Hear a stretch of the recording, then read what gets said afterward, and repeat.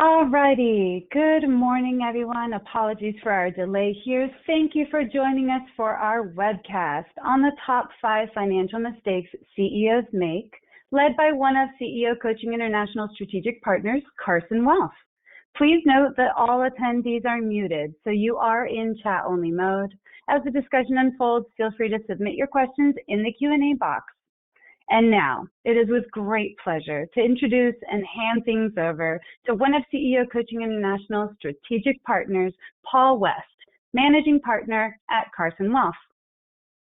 Great. Thank you, Nylene. Good morning, everyone. Happy Wednesday. So glad to be here with you today. It's a privilege and honor just to be associated with the CEO Coaching International community here. So I just want you all to just imagine for a second. Think to yourself, what is the worst, the worst 4-letter word you can think of? You got it? Or is it taking a little while to percolate? I'll share mine with you. You don't have to drop these in the chat. We want to keep this PG rated here today. Mine's busy. In our society, we always want to talk about how busy we are. We're busy doing this, we're busy doing that. Oh, I can't wait to do this, I can't wait to do that. And sometimes we don't slow down to look at what's most important. And in today's session, I want to share with all of you, we've had the privilege and honor to work with hundreds of CEOs across the country and help them really what I call optimize their future to live it out their best way. And sometimes it's slowing down for a second. So first, I want to thank you for spending the time to listen to this today. And my goal is for you, you will get 1 or 2, or maybe more than that, things out of this that you can implement in your life to help make it even better for your behalf there. So again, I'm Paul with Carson, and so glad to be here. And I think about all of you sitting in your chairs, or listening in your cars or on a walk right now, you know what it takes to be a CEO. You need to be a strategic thinker. You got to be tough. You've got to be able to lead and manage people. You've got to be always, I would say, optimistic, right? We don't tend to succeed when we're pessimistic. But when it comes to spending time on ourselves, do we treat ourselves the same way personally as we do our business? And what the trends show us is that's not the case. So today I want to share the top 5 things we see that CEOs make mistakes on from a personal level. So let's get fired away here. I got a lot of good stories for everyone. So number 1, right? We all come into this as entrepreneurs, me included. I've started a businesses from scratch, sold them. We all are typically planning for an exit at some point. So how do we actually get ready for that? And really, what do we make mistakes on after our LOI? So a couple things here I want to share with you. Most CEOs come to us and others, and they're only ready to plan for their exit after they have an LOI in hand. So what do I mean by that? They got a deal, somebody's interested, an investment banker, and they come to someone and say, hey, help me save taxes because I got an LOI in hand. But the problem is that's often too late. You know, in your businesses, what are you doing? You're maximizing profitability, you're trying to mitigate taxes, you're really trying to control cash flow. But you don't start to worry about that until you have a piece of paper in your hand with an LOI, and often then it's way too late. Because what happens is we see when entrepreneurs actually strategically plan for their exit. And what we mean by that is, are they looking at all the options, not just a straight sale? You know, are they looking at transitioning this to employees? Are they transitioning it to maybe other family members? Are there smart and strategic ways to do this? And having them actually come up with a game plan versus just, I would say, strategic dollars. So here's what tends to happen most of the time. People identify a seller, they then sign the LOI, they then get to some form of sale, and then they have what I would call maybe a significant tax burden. But what if there was a different route? What if they actually spent time ahead of time going through a process of making gifts, doing equity transfers, having capital gains movements prior to an LOI, it could save them, we've seen, millions and millions of dollars, but they don't invest the time. Yet on their balance sheet to get ready for the LOI, they're trying to jump their EBITDA as high as they can, but they don't do that even for themselves personally. Let me share a quick story here with you for everyone. So entrepreneur went through a process and said, hey, if I can get $40 million ultimately for the sale of my business, I am good. I am happy. That is better than my wildest dreams. Well, guess what? The banker they worked with, they ended up getting to their final offer of 71 million, almost double what they were expecting. Well, what tends to happen? When we go to deal closing, somehow the acquirer lowers their bid by 3 million from 71 to 68 million. What's the entrepreneur and CEO want to do? Exit the deal because the acquirer is trying to shave 3 million off of it. And don't get me wrong, 3 million is a lot of money. But if their goal was 40 and they did some structuring things to help them make more than that from a tax perspective, and now they're getting 68, are they really willing to walk away from the deal because of that? So what did they do? They ended up keeping the deal, restructuring their earnout to recover the 3 million, and were able to walk away a satisfied entrepreneur because they had already invested the time. And here are some techniques that we see people use. Is one, so many people spend time on their personal planning. What does that look like for me? How do I transfer things? What do I want to do for my investments? Who's my CPA? And many of you spend time with your business, right? You're building your teams, you're assembling the right structure, you're always worried about running operating systems like EOS. But a huge mistake we see CEOs make is they don't align those two together. They operate them independently, but even though their business asset is often their largest asset they have. And what we recommend to people is they need to have an alignment of that together and how to do that. So for example, business owners we often see do gifting. And what do we mean that is gifting to their families, gifting to entities. So many times we see these things happen. And I'm not going to walk through the mechanics of this because it needs to be right for you, but a gifting to an irrevocable trust is a very normal thing as part of an exit planning technique. Utilizing slats, I'm sure many of you have them or have heard about them, is a great gifting technique. Utilizing charitable trust is a great gifting technique. However, none of you as a CEO and entrepreneur should execute them unless you've actually spent the time to integrate your personal plan, your business plan, and put them all together. Why? Because otherwise you may be sitting through a scenario where you're not actually exiting in the optimal way that you want to. Huge mistake we've seen is that not putting this all together for your families.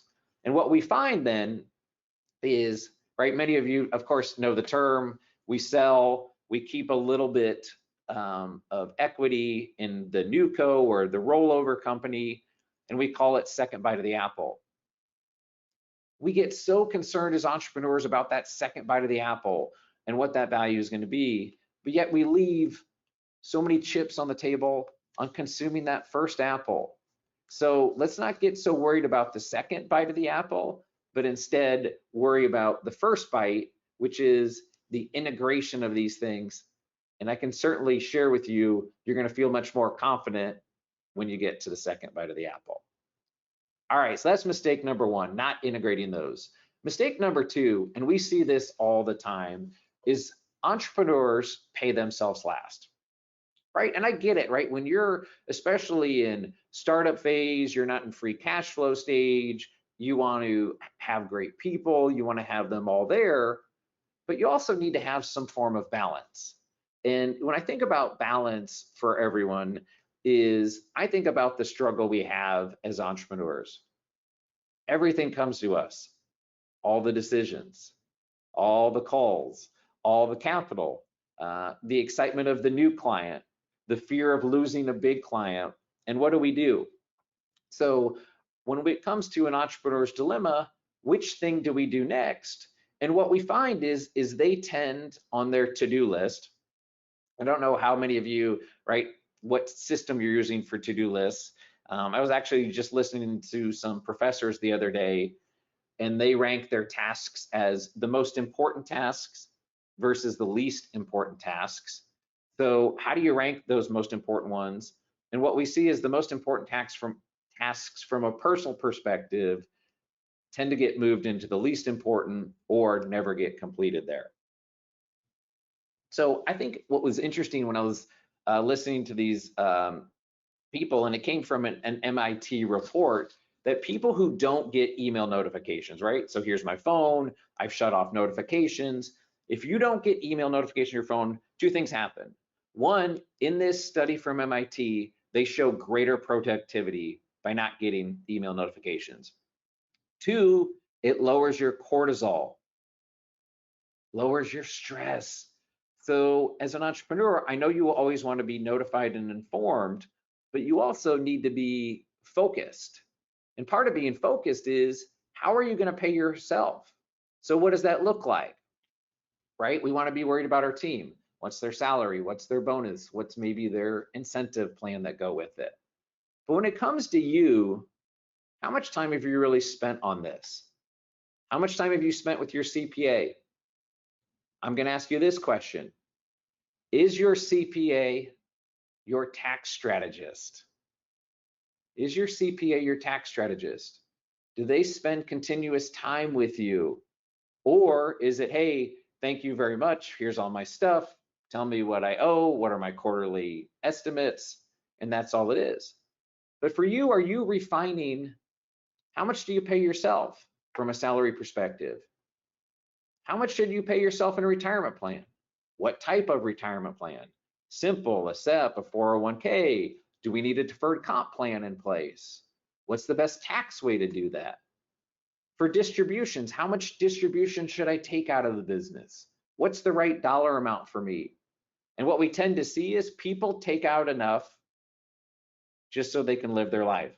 That is, taking care of their family, school costs, travel, vacations, going to dinner, what I would call lifestyle-based expenses. But is that right? Should they take more or less? And are they spending any time actually really talking about this every year? Should they buy a car? Should they buy it through the business? Should they lease it? And ultimately, what are all these tax consequences? And what we tend to find with entrepreneurs and running their businesses is they set all this stuff up at the beginning, but they rarely modify it from there until they get enough free cash flow. And I understand, right, the dilemma here, like you can't keep paying yourself so much and have a business struggle or not hire the next person or not do the next asset acquisition. But you still need to refine it, because if you're not happy with your comp and how your lifestyle is, you're probably not going to be happy in your business. So what we recommend is earlier compensation can ensure earlier personal financial stability, which then can help drive some peace of mind for you. And we understand you have to think about where you are in the lifestyle of business, but if you're sitting at home fretting on your own personal compensation and or you just don't worry about it, it actually is probably creating some fatigue for you at a moment there. All right, I want to transition to number 3. You know, what's amazing to me, and I think about the great entrepreneurs and families I've met over my, 25-year career now in working in wealth management with entrepreneurs and CEOs, you know, not just across the country, across the globe here, is everyone's got these optics and lens on their business and looking at their balance sheet, their income statement, their P&L. But how many entrepreneurs I work with, their balance sheets personally are in Microsoft Excel, get updated maybe monthly. You would be in the minority, by the way. Or it's just handwritten. Or by the way, you're not alone if you don't even have one. It's on a scratch pad piece of paper. And why I think this is a miss and a huge mistake we see people make is 85% of their net worth is traditionally in their business or business assets. So if that's their greatest thing, what are they doing to optimize it across their balance sheet? For example, cash. How many of you have to make this decision on cash in the business versus cash out of the business? How many of you are getting what I would call is current cash management rates of around 5%? Are you still stuck with your local or regional bank provider paying you less than 1%? Or maybe they offered you a deal and you're getting 2.5%. We think about people have left thousands of dollars on the table. They also miss opportunities to do some tax deferred strategy, or they miss ownership things on their balance sheet and they make mistakes with titling, which then makes mistakes with their estate plan, which creates huge challenges for their families. Let me just give you an example here. Real estate. Many of you in your businesses own real estate, or maybe you lease real estate, but have you actually spent enough time thinking about the right structure, the right rent amount, the right ownership through maybe an LLC or some other type of entity? You probably haven't. You probably set it up initially and didn't make any adjustments for there. So here are some of the techniques we see. Again, I don't know what's best for you. This is a combination with your strategist, with your CPA, of owning these things personally and leasing back. Why not build real estate value and business value? There's also obviously tax opportunities or consequences that go along with that. It also maybe helps you mitigate risk. It also can become part of your long-term plan. But here's a huge mistake balance sheet wise I see entrepreneurs make. They're getting ready for their LOI, or they want to sell or transfer part of their business. Why wouldn't you update the duration of your lease? So if I'm going to sell here end of 2023 and my lease runs through 2024, why wouldn't I have written a new lease with my LLC that I own in my building for my business for be a 5-year lease or a 10-year lease? Now you have an additional negotiation tool as part of the LOI, is you have an existing lease in place with your LLC to supply that to the business. Huge miss. We do not see that very often. Why? Because people forget about all of the levers they have in place. And by the way, that real estate is sitting on your personal balance sheet, which is why you often miss it there. The second miss we see on the balance sheets for people is money management. When they do pull things out, we see a lot of entrepreneurs like to, use it as play money. Or they have their, TD or Schwab or Fidelity accounts, and they tend to, pick a few of their favorite equities, whether it's Tesla or Apple or Amazon, or, you can go on and on there. But what's interesting is they only make trades in what I call off hours, or they're spending time thinking about it when it should be time with their family or with their passions or with their hobbies. And what we see is they just say, hey, I'm going to give a little bit to this person, I'm going to give a little bit to that person, and see how they do. But the reality is those people compete against each other and actually are creating undue and unnecessary risk. But also on your balance sheet, if people are having money management done, are they doing tax loss harvesting every single year to help offset your business income? Let me just show you these numbers. I think we all know 2022 was a tough year. There were 355 companies of the S&P 500 that lost money. But go back to 21, market had a phenomenal year. There were still 70 companies that lost money, lost stock value that year that you could have harvested. Did you sit down with your CPA? Did you sit down with your wealth advisor and make any moves in the fourth quarter of the year to help you mitigate some taxes there? I would guess not. We don't see it happen very often, but the best, planners and advisors help you think through that or not, which is why you need to understand your balance sheet and what that is and what that looks like. How much of it do you want in the business? How much do you want out of the business? And what I find is most entrepreneurs don't like the public markets because your business doesn't fluctuate in value every day. So why would you want to watch your Schwab account or Fidelity account change every day in big levels? So we want you to optimize your balance sheet and thinking about, hey, what do I need on this for the next few years? Just to take care of my lifestyle, my family. That's the column on the left. Hey, how do I want to invest my capital to help take care of my family through my business in the next 5 to 7 years? And then how do I want to think about long-term plays, whether it's my business, whether a lot of you like private equity, private investment deals. By the way, those are great, not correlated to the market. You like them because you're entrepreneurs and you like to see other business models. And so you need to think and segment your balance sheet this way because it helps you make better decisions. So I want to transition to this image. Those of you watching today, many of you recognize this picture. For me and my wife, this was one of our favorite binge series on Netflix. Of course, it's Queen's Gambit, if you didn't guess it or weren't aware of it. Now, the power of Queen's Gambit here, right, was watching, well, A, her character was just phenomenal, but B, what did she do? She had to think about strategy all the time. She had to think about how to be 3 moves ahead of everyone, 5 moves ahead of everyone. How many of you are playing what I would say checkers with your personal financial stuff, or are you playing chess?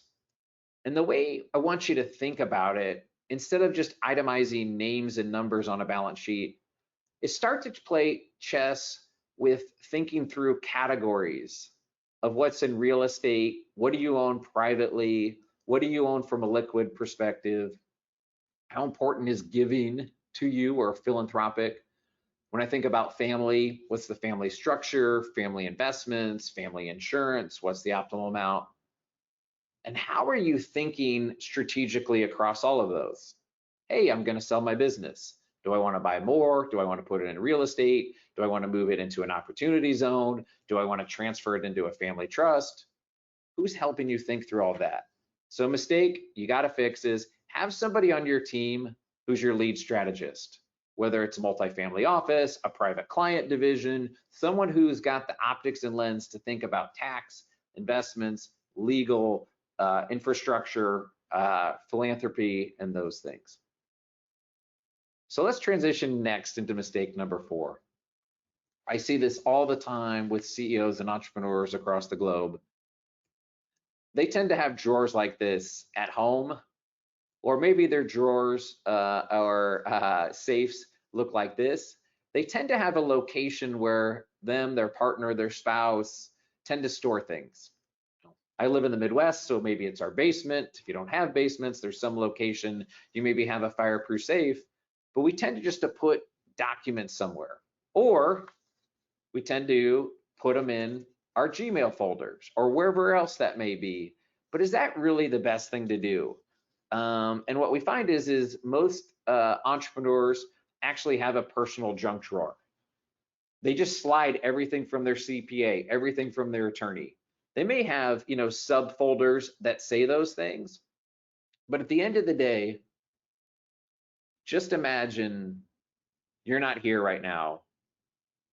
How would your family access that? Or is everything truly organized in terms of where those are? And actually, by not being organized from that level, it creates some exhaustion for you.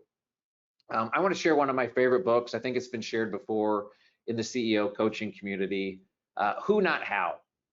Listen, we may not be great at this. What makes us a great entrepreneur often, creates challenges for us in where we're not skilled. So a great book that helped me personally about this was a book called Who Not How. Find your who's in your life. Who can help you solve these problems? Not how do I solve them, but who can help me be more organized?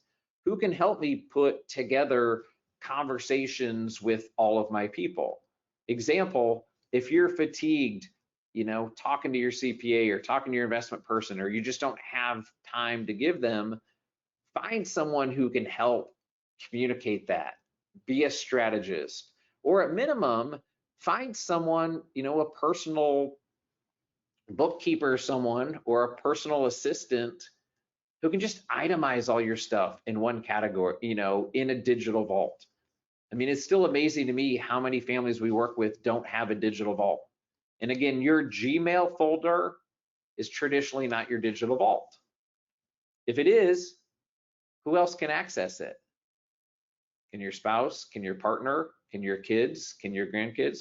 Who would know where to go if something like bad happened to you? So build a digital vault. We see that missed so many times from entrepreneurs. And what we also see in this is they don't do it because I'm going to give you an example here. So here's an example. When we think about allocations, I'm going to use investments here as an example. What I'm sharing here with you on the screen is the two traditional type of allocations people see. Right? The one on the left is, specifics. The one on the right is more high level, stocks, bonds, etc. I'm going to tell you, and if you think about your life, your traditional portfolio, how you think about it, is getting changed. We as entrepreneurs should begin to think about what is our time portfolio? How are we allocating our time? And most of you, right, it's spent in business ventures. The minority then is spent in doing your passions, your hobbies, you spend it with family because you're building, growing, and trying to do whatever you want with your business. Have you ever actually redone your portfolio to look at the time portfolio of where your goal is and where you want it to be? And if you have a good handle on your personal balance sheet and paying yourself and the structure of your business, you can actually build one of these. We actually do this for people. I know we just use Microsoft Excel and it builds this nice little pie chart based on percentage. So if you looked at yourself and said on the left, hey, here's where I am today, but my goal is to get to the right, that's the most beautiful portfolio you can have. As an entrepreneur, right, we get chances to make decisions, set our own pathway. So why not set the direction and pathway we want to build in having a portfolio based on your own personal time allocation? So next, if we think about time allocations, it really leads us into our fifth and final mistake we're going to talk about today. This one, man, it hits my heart. My soul is, I just can't fathom leaving our family unprotected. If I go back to the time portfolio, almost everyone ranks spending more time with my family, doing more things that I love to do, less stress, less hectic stuff. But while we're in this moment of running and building and really enjoying those business things, we tend to leave our family unprotected. Yeah, we do. And so what are some of the things we see that have happened? One is we don't even invest the time to sit down and complete things. I'll give you an example. We've helped countless entrepreneurs reset and build their trust. Just to have simple what I call trust planning. Yet they still won't even spend the time to move their own real estate into it or change their accounts or look at it. What we also see is they tend to take a lot of risks professionally that tend to move into their personal. They tend to underinsure themselves. They tend to not have umbrella policies. They don't often even have all passwords and things protected on many ways that we look at it with them. So let me just give you some examples of that. How many of you have password protectors, sharing or protecting all of that? How many of you just even look at not protecting your family? Is the auto under the name of your business? Is it under you personally? Is it under employees? Is it going to be covered under your personal liability policy? How many of you don't even think about all the assets you have in what we call non-monetary or digital assets through Amex points or airline miles or cryptocurrencies you have there? How would anybody actually access them? Have you itemized that? Have you made sure that we have it documented or listed somewhere? If you haven't, you're making a mistake because you're leaving chips on the table there for you and your family. So, when I think about all of this, if we're sitting back, and I want everyone again, just imagine for a second, you have a chance to reflect on your life. Are you going to remember that you ran ABC Corp at a 22% EBITDA versus 20? Are you going to remember I hired 50 people and created jobs for them? I got to meet their families, their kids. I got to watch them blossom and grow. How many of you could say the same thing about your own family? Do you remember your first experiences with your kids? Do you remember your last experiences with your parents? So why do we not make sure that all of our personal stuff is taken care of? I know this, if I'm not on this earth, and hopefully I'm sitting above looking down and not down below, I don't want my wife, my 3 kids, or maybe I'll have grandkids at that point. I don't want them saying, holy cow, I wish dad would have done this. I wish he just would have done those trusts. I wish they would have put these things together. And I know that if I'm sitting up there and I'm looking down and I'm watching them say or struggle because, oh my gosh, I got to look through dad's phone to find all of his legal documents or his statements or get things organized. No one wants to go through that. So what I suggest to everyone is help put those things together and create an in case of emergency plan for yourself. Do you really know where everything is in a digital vault? Do you have a plan in place that if something happened to you? Do you have a message? Have you written a letter just in case? You don't have to, but we see a lot of people want to. And that becomes a beautiful thing. And it's easier to write these letters, by the way, when you avoid those 5 mistakes. Because when you feel better personally about your compensation, how things are structured, where they are, where they go. So find times for yourself to sprint and get through them and make sure they happen. Block time to get 1 of these done or get 2 of these done and figure out. So as a reminder today, the 5 mistakes, you can see them. Plan for your exit, pay yourselves last, neglecting your balance sheet, your personal junk drawer, and leaving your family unprotected are all the biggest things we see. And if you can improve any of those, you're going to be a better CEO to your team. You're going to be a better leader. You're going to be a better entrepreneur because all of those things are covered.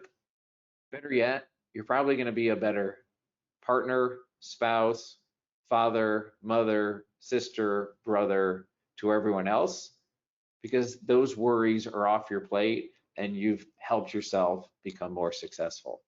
So with that being said, I'd love to turn it over. I know people in the chat and in the question box can submit questions. So I'm happy now to open it up and turn it over to some questions.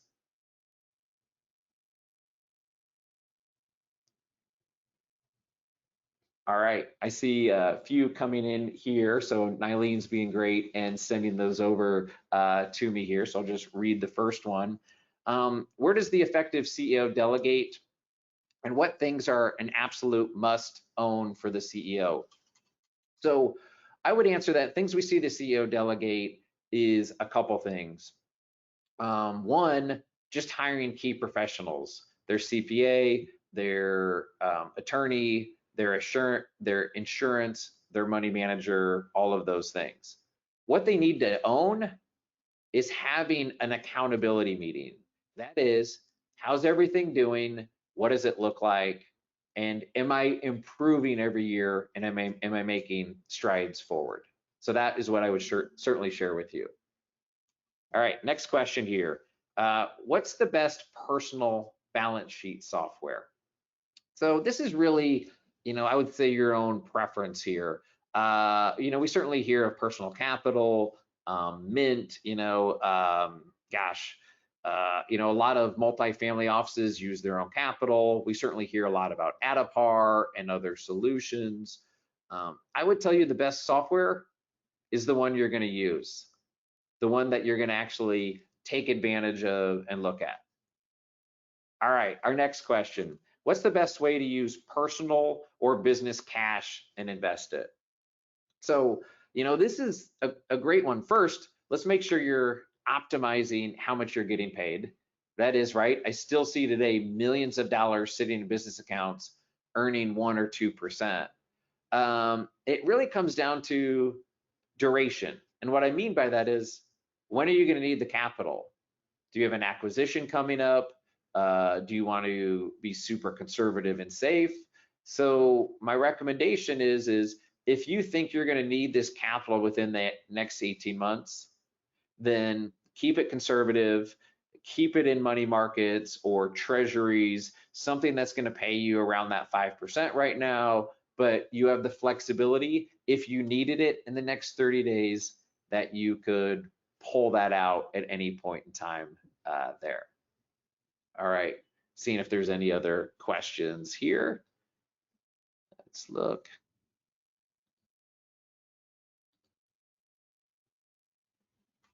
All right, yep, hold on. One more question here. Tell us a little bit more about what Digital Vault, if there's any tools like that. So, gosh, I mean, there's plenty of tools, right? We see people use Google Drive, plenty of CRM systems that are out there. OneBox, again, people use their Gmail folders. I don't recommend it. A lot of people use their wealth management firm that's built them inside of that for them. What I would just share with you is find one that's simple to use, people have access to, and will make their life easier. All right. Well, if there's no more questions today, my contact information is up on the screen. If you need it, you have questions, happy to answer any questions there. On behalf of myself, Paul West here at Carson and the CEO Coaching Community, I hope you got something out of today that you can use, whether it's the time portfolio or anything else. Go do something with it, make the best for yourself, enjoy your shot at life here, and optimize it to your fullest and enjoy. Thanks, everybody. Have a great day.